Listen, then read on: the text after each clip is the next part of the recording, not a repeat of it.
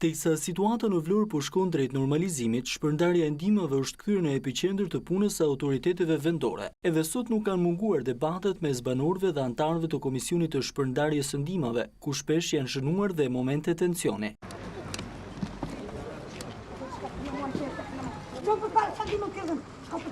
Shko se për zotin. Maja men primer. Ti vetë u postit. Për para po të mos detiro. Maja men primer. Po detiro po të Do ta kuash ti mos u mërzit. Ti do shikosh për një zë. Këto va.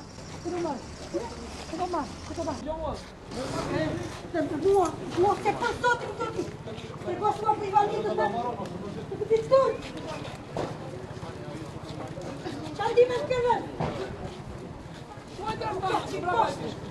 Nga terreni ku ishte e pranishme në ndjekje të situatës, prefektja e Vlorës Etiona Hoxha shprehet se vlerësuesit e dëmeve që u denoncua një ditë më parë në News 24 nuk ishin pjesë e shtabit të emergjencës, edhe pse këta të fundit deklaronin të kundërtën e asaj çfarë pohon prefektja. Unë di atë që shtabi i emergjencave civile ka shkresë zyrtare të protokolluar, zoti Mehmeti.